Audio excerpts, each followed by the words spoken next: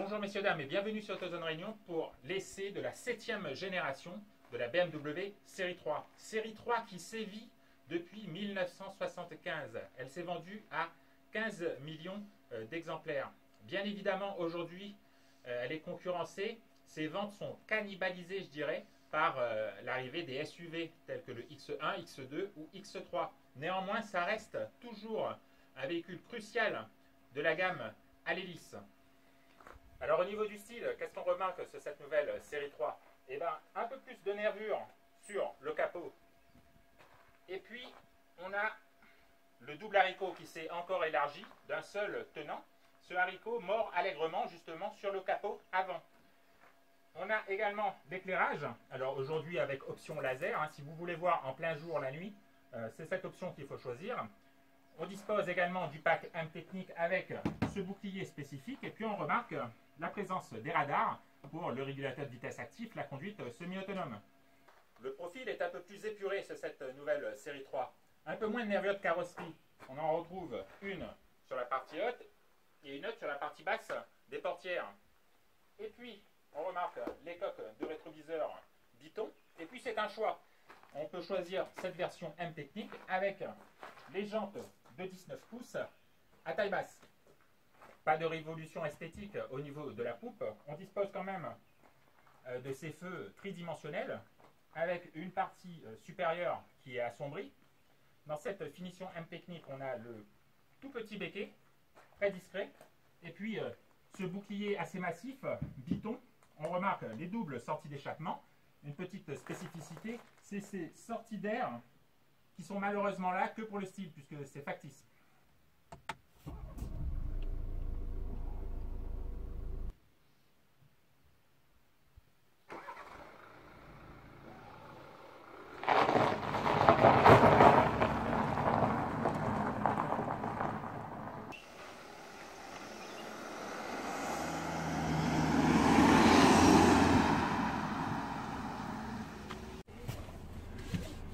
Alors bienvenue dans cette nouvelle série 3.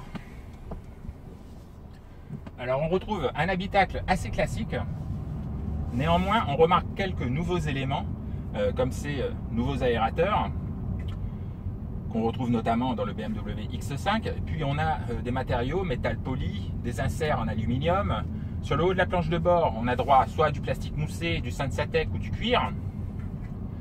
Et puis bien évidemment on a ce grand écran couleur qu'on peut manier qui est sensitif mais qu'on peut manier également avec la molette. Et on remarque ce nouveau écran TFT 12,3 pouces.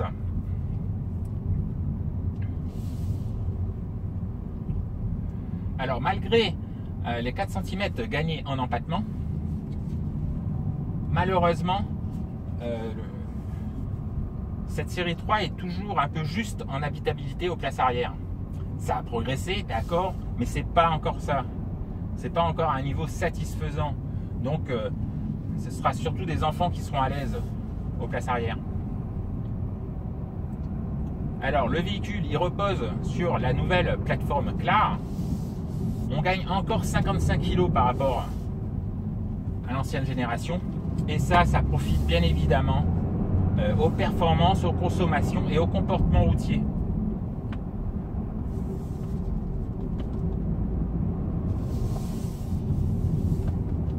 Alors pour contrer les très sportives berlines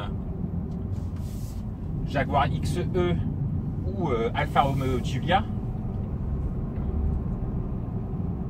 et ben cette série 3 passe encore une étape au niveau de la sportivité. On a un super train avant.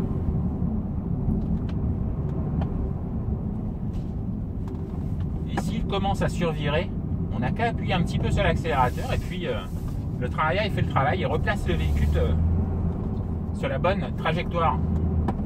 C'est assez fin et c'est très efficace.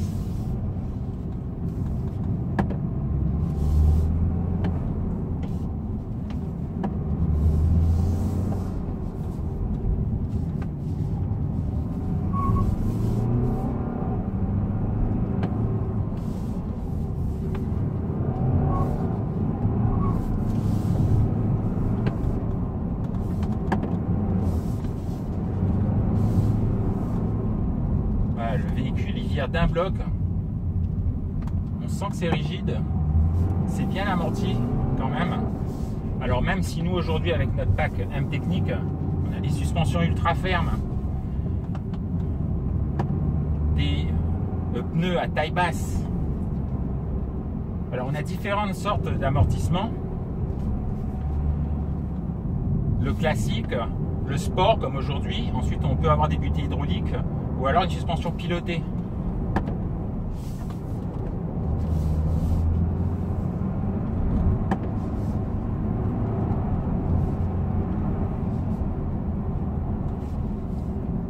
Sous le capot, on retrouve le 20D, alors le 2 litres diesel de 190 chevaux. Alors néanmoins, c'est une motorisation classique, mais elle a bien évolué puisque aujourd'hui on a une suralimentation à double étage. Ça fait que le moteur est encore plus linéaire et ça pousse vraiment dès les bas régimes avec énormément de couple. Et puis ce que je trouve agréable, c'est une sonorité moteur un peu moins typée gasoil, je dirais. Elle est un peu plus agréable, un peu moins rugueuse à l'usage. Bien évidemment, on a cette boîte auto ZF 8 rapports avec les palettes au volant si on veut vraiment s'amuser.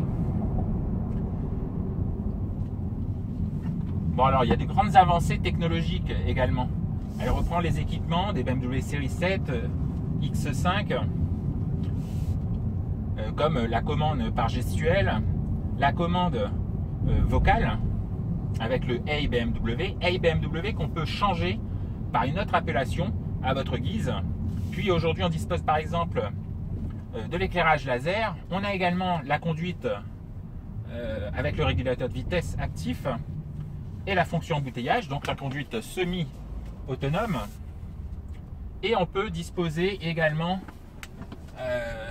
du parc Assist Plus, alors qui mémorise les 50 derniers mètres en marche avant.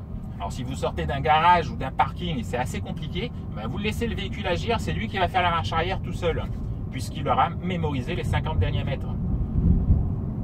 Donc ça c'est vraiment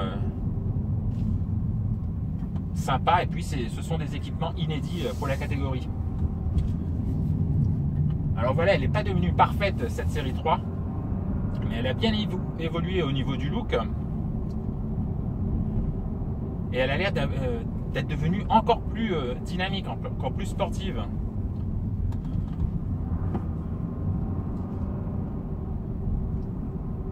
Voilà, c'était un petit essai dynamique de cette 7e génération. Et nous, on vous dit à très bientôt sur Autozone Réunion pour un prochain essai. À bientôt.